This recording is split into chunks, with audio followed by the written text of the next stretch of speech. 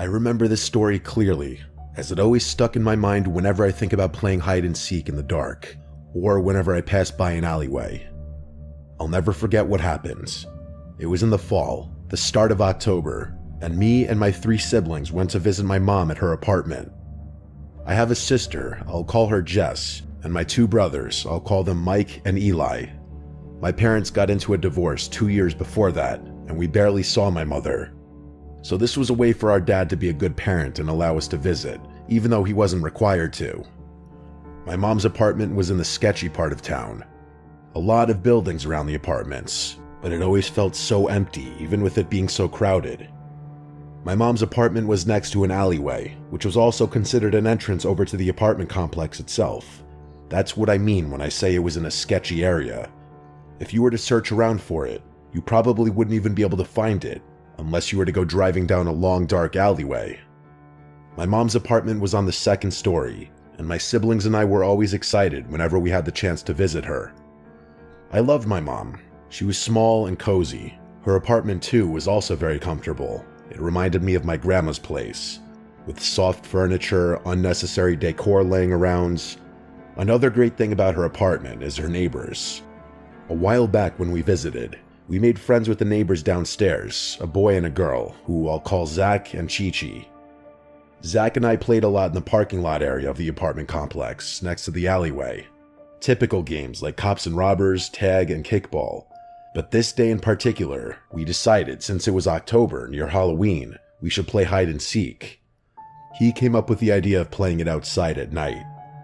My siblings of course wanted to join, and we all decided that at 9 o'clock, we'd all leave our rooms and go play. Since it was October, night came by pretty fast, and so did the dark, which resulted in pretty spooky lighting that we wanted to have. It was me, Zach, Chi-Chi, my sister, and my 2 brothers all playing. So once it hit 9 o'clock, we all did exactly as planned and left our rooms and joined each other outside. It was quite dark around the corners of the building, but the tall lampposts lit the parking lot with its orange rusty color. Whenever we play a game involving a tagger or seeker, we did that little game of bubblegum in a dish.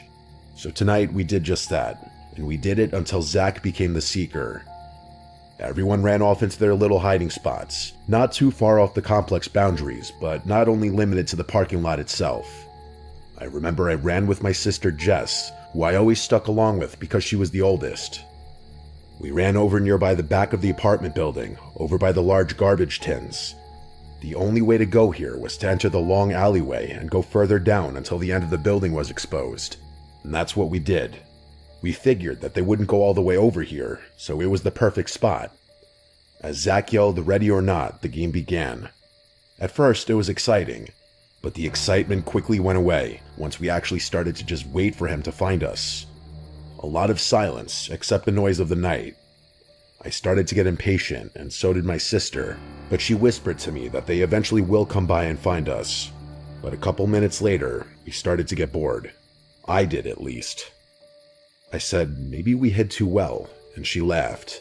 She told me that maybe we should just go and forfeit since it's becoming a little late. We started to get through the garbage bags and aside the large garbage tins, and then we were dead middle of the alleyway. That's when my heart dropped. I faced the end of the alley and met a figure standing in the alley light. I knew it wasn't anyone I knew, since the person was extremely tall, as if someone put on extra inches in their shoes to look taller. And the light made it hard to see their face since it was directly from the top, and so their hair made a large shadow on it. But then I realized something. Their hair, it was an afro, and it was colorful, like a clown wig. The worst thought came into my mind. It was a clown, and looking at the clothing, it did appear to be a clown. It wasn't even Halloween yet, so why was there someone dressed as a clown in the alleyway? What was scary was that the person just stood there, not moving a single muscle, and they were staring right at us. My sister pulled me back, seeing that there was something strange going on. She told me we should probably go back with the others, and so we did. We went down the long alleyway in hopes to find our friends and brothers. Luckily, we found one of my brothers, Mike, and then Chi-Chi was also there. Mike was confused as to why we were just walking out in the open. He thought we were still playing. We told them that we saw something weird, and we explained the weird guy dressed as a clown at the end of the alleyway.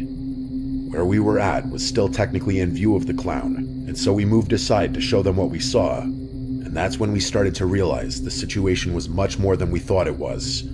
The clown was closer, watching us and waving at us. Now we saw its face. It wasn't normal makeup. It was all black, like they didn't want their face to be seen. The only feature we could notice was their eyes, which to me, as a kid, made it a lot more scary. And then suddenly Chi-Chi screamed. We turned around to her, and she screamed out loud, "There's another person watching us." And she was right. It was another person, also a clown, but with green hair and longer legs. We knew at this moment we had to go. Chi-Chi and Mike ran away, and we didn't hesitate to follow. Chi-Chi ran to her room, and we ran upstairs to ours. We then met up with Eli, who was already in the room talking to our mom. Our mom gave us the biggest hugs, and we were confused. Like, did she know what happened? Eli explained that he told our mom what happened to him. Turns out, Eli was hiding in the apartment complex's courtyard, and he heard footsteps thinking it was Zach. He hid behind the bush and barely saw the person as they stepped in front. He thought Zach was about to catch him, but then he heard Zach's voice calling Eli. Eli turned and was found by Zach, saying, "I found you." That's when he turned back and looked up, and a clown was looking directly down at him. Eli ran away with Zach, and they both went to his apartment to tell his parents what happened. We explained what happened to us, and our mom was happy that we were all okay. I wished it ended there, but it didn't. Later that night, everyone was asleep, but I got thirsty. In the middle of the night, I went to get a bottle of water from the fridge, and I heard noise coming from outside the window, and looking back now as an adult, it was very stupid of me, but I went to the noise.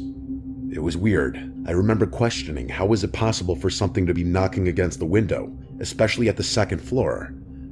This part is what really scared the living shit out of me. When I lifted up the blinds, I came face to face with the clown. The same exact clown my sister and I saw. He was looking right at me, and that's when I screamed and ran to my mom. She came out, and when I went to show her what I saw, like a cliche from a horror movie, it was gone before she could see it. Luckily, my mom was a good mother, and she believed me.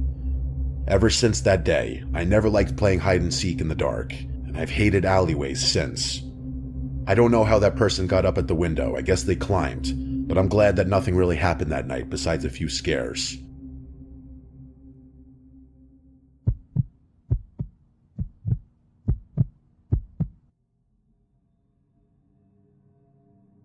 The story I'm about to tell you happened to me when I was 11. I was in 6th grade. The school I attended was across the street from a beat-up looking house that honestly scared the living shit out of me as a kid. It just looked old and disgusting, and I couldn't understand why if someone was living there, why were they okay with how the outside of their house looked? Whenever me and my friends passed by that house on our way home from school, they'd make fun of it. I would scold them and say that the owner of the house wouldn't be too happy to see a couple of middle schoolers making fun of a place where they lived. Of course, my friends made fun of me for being scared of a reaction. I was a pretty big scaredy cat as a kid, seemingly afraid of an adult's angry reaction all the time, so they were not wrong. Passing that house was okay at first, but once October came and my friends were staying after school for the programs they did, things started going downhill from there. It started in the second week of October, my first time walking home from school alone in a while. As per usual, I walked by that creepy house, but this time, something was off and different. As I passed, I noticed someone from the house window was standing still, seemingly staring directly at me as I walked by. I was freaked out by that, of course, but nothing happened besides that, so I brushed it off. But it kept happening as the days went by with me walking home from school, with that same person watching me from their window. I couldn't tell if they were a male or female, but it didn't matter to me. I was scared shitless about being watched. I would tell my friends about it, and they would shrug it off and say that maybe the person was playing an early Halloween trick on me and trying to purposely scare me. I believed them, and would scold myself for being scared easily. But a week before Halloween, as I'm doing my usual walking home alone from school motto, I noticed the tall silhouette of a figure standing on the porch of that house, watching me walk by. I was scared, but I tried to be calm and brave and walked past the house. that's when things took a bad turn. As I walk by, the figure suddenly flies down the steps and starts to chase me. I scream at the top of my lungs and put some pep in my step and start to run. It seemed like I wasn't running fast enough. Whoever was chasing me was gaining on me. The person was seemingly a dude, judging by the voice, and he was yelling things at me that made absolutely zero sense at all. I knew I had to hide somewhere, and quick. So I ducked into an alleyway and hid behind a dumpster that smelled horrible, trying not to make any sudden noise that would help this crazy person find me and potentially hurt me. I could hear his footsteps stop by the alleyway, and I could also hear him mumbling words to himself as he walked closer to the dumpster I was crouching behind. My heart was leaping out of my chest, and I was praying that he wouldn't peek behind the dumpster and find me. I could literally hear his breathing to the point that I felt like he was going to find where I was hiding, but then I suddenly heard his footsteps running away from the alleyway. I remained crouched on the ground as I collected myself and wanted to make sure that the man was truly gone. Once I felt like the coast was clear, I ran the rest of the way home, and as soon as I entered, I told my parents what happened, and my dad decided to call the police. They arrived at our house in 20 minutes, and they had me explain what exactly happened and which house that man came from to chase me. Once they had that information, they let me and my parents know they would give us an update the next day. They stood by their words and came to find out nobody lived in that house. It had been vacant for years, which didn't make any sense. The police suggested that a homeless man or squatter most likely stayed in that house and for whatever reason decided he wanted to scare me. Nothing was done after that, and when I told my friends, even they were in shock and disbelief. Thanks to that day, I still get scared whenever I pass a house that looks creepy or abandoned. Even with me being 22 now, that day is still fresh in my brain.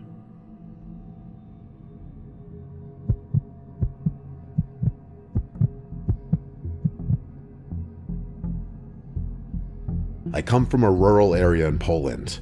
My country is still very much Christian, so Halloween isn't really widely celebrated.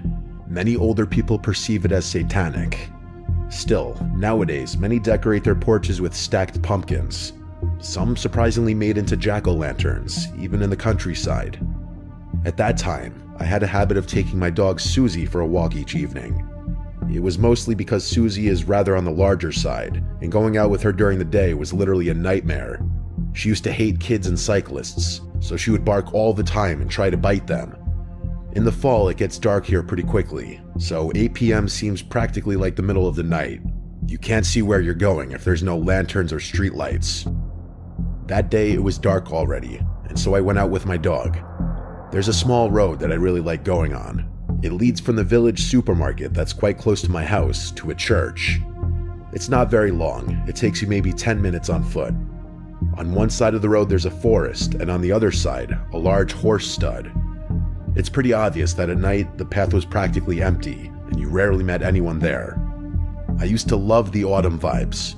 Cold breeze, crunching leaves under your feet, and the feeling of solitude were perfectly nostalgic. I was walking like that, lost in my thoughts. I was approaching the end of the road, where the forest met an old stable which belonged to the local parish priest. As far as I know, it fell out of use many years ago, before I was even born. At that point, I was jolted out of my thoughts by Susie, who suddenly started barking like crazy. I looked around, trying to see if maybe a cyclist or another dog was approaching, but then I realized she was only focused on the stable and the trees. I should mention it was very hard to see anything beyond the tree line, as the streetlights were very dim and old in that place. My dog was acting as if she had literally gone mad, barking, growling, pulling hard on the leash. It wasn't typical of her, even when a bike went right by. I looked into the trees, trying to see what caused her to act so unhinged, and then I saw it. Maybe 10 to 20 meters away, right behind the priest's stable, I could see the silhouette of a man. At first, I couldn't comprehend what I was seeing. I thought it must have been a bush. But the closer I looked, I realized it was definitely a person. Judging by the way his clothes reflected the moonlight, he must have been wearing all white. He was kneeling with his back straight, not really hiding, but not exactly in plain sight either. This gave me chills. I realized he was wearing some kind of white robe. He wasn't moving at all, just looking in my direction. I pulled hard on the leash, trying to get Susie to move, but she was stubborn. I told myself there was no way I was staying there a second longer, so I grabbed her by the harness and took off rather quickly. I didn't want to run because I was still unsure if the man realized that I had seen him. Thankfully, the church was only a minute away, and I saw some people standing by it. For a moment, I contemplated telling them about the person, but what would I exactly say? That there was somebody sitting near the bushes? The rest of my way home had to be the most nerve-wracking walk of my life. Every couple of steps, I looked back to make sure no one was following me. Even my dog wasn't sniffing around anymore. She was just walking quickly straight ahead. I did get home without any further problems, but I wish I could say it was the end of my story. That night, I was woken up to multiple sirens wailing. They went off for a good half hour. The next morning, I saw in the local news that somebody had set the priest's stable on fire. People were saying that it was probably some drunk teenagers trying to play a prank and pull stupid tricks, but I knew damn well I hadn't seen giggling teenage boys the previous evening. The person I saw looked disturbingly calm, as if they were waiting for something.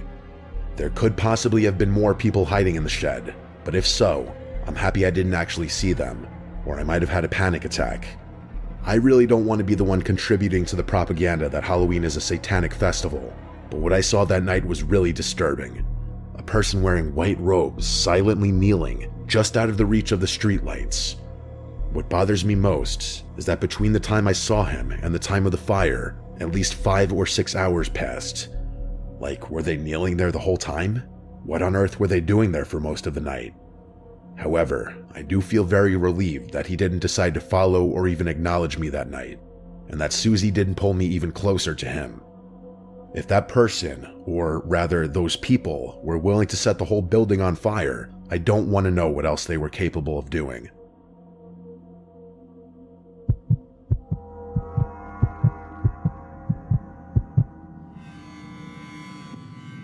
Last October, I went to a pumpkin patch with my friends. It was right after school, and the air was cold and crisp. The leaves were orange and yellow, and the ground was covered in fallen leaves. We had been looking forward to this all week. The patch was small but busy. Families were walking around, kids were running with their parents, and the smell of baked goods from a small stand filled the air. We parked and grabbed a small wagon to carry our pumpkins. There were rows of pumpkins everywhere, big and small. We walked down one row and found some nice pumpkins to pick. Everything felt normal at first.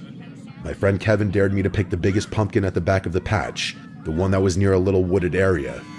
I laughed and agreed. The path to the pumpkin was narrow. The further we went, the fewer people we saw.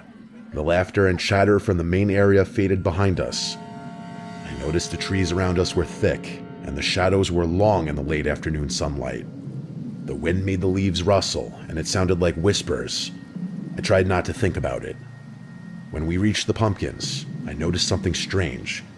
Behind the pumpkins, near the trees, there was a figure. At first, I thought it was a scarecrow. It was standing very still with a hat on, and its arms were out like a cross. But then I realized it was too thin to be a scarecrow, and the hat moved slightly, like someone breathing under it. "Do you guys see that?" I whispered. Kevin turned and looked, but he shrugged. "Probably just a decoration," he said. I wasn't sure. I had a bad feeling in my stomach. I picked up the pumpkin quickly, trying not to stare. The figure didn't move from beyond the tree. It just stayed there. We started walking back to the main area, but I kept glancing over my shoulder. The figure seemed closer. I couldn't tell if it was moving or if my eyes were playing tricks on me. Kevin noticed I was acting weird. "Stop looking back," he said, laughing. I didn't want to. Something about it made my skin crawl. When we reached the edge of the pumpkin rows, I turned to get one last look. The figure was gone. I felt a small sense of relief, thinking maybe it was just a person walking behind the trees or someone's costume. We headed toward the stand to pay for our pumpkins. The path was slightly darker now. The sun was almost gone, and the shadows were thick. As we passed the wooded area again, I heard a crack. It sounded like a branch snapping. Kevin didn't hear it. I stopped and said, "Did you hear that?" Kevin shook his head. I turned slowly, and my heart stopped. The figure was there again, about 10 feet behind us. No arms out this time, it was just standing. Kevin noticed I stopped moving and asked what's wrong. I tried to speak, but my throat felt dry. The figure started to tilt its head like it was studying us. Then, seemingly without moving its legs, it started to move forward. It didn't even look like it was walking normally. It looked more like it was gliding, almost floating over the leaves. I grabbed Kevin's arm and we ran toward the stand. Our pumpkins bounced in the wagon as we ran. I could hear leaves crunching behind us, faster than they should have if it was just walking. When we reached the main area, people were still there, laughing and eating. I looked back, and the figure stopped at the edge of the pumpkin rows. It just stopped and watched. We paid for our pumpkins and got in the car as fast as we could. I didn't look back again. On the drive home, I told Kevin to promise me he didn't see anyone like that. He said he didn't, that he only saw the pumpkins and the trees, but I knew I hadn't imagined it. That night, I couldn't sleep. I kept thinking about that damn figure standing there. I couldn't stop thinking about the way it moved, the way it looked like it glided. I tried to convince myself it was a Halloween prank, but it didn't feel like a joke. That was a family-friendly pumpkin patch, and that would be way too scary for little kids. A few days later, I read online that someone had reported seeing a strange person in a costume at the same pumpkin patch. They said it was late afternoon near the trees, and the person didn't speak or move like a normal person. The story didn't give names or faces, just the report. I haven't gone back to that patch since. Every October when the leaves start falling and the air gets cold, I remember that figure. I remember the way it moved. And I remember thinking, if it had wanted to, it could have followed us all the way to the car. I still don't fully have an explanation for it. I tell this story to friends, but most think I'm exaggerating. I'm not, and I could still picture it standing behind those trees, watching us.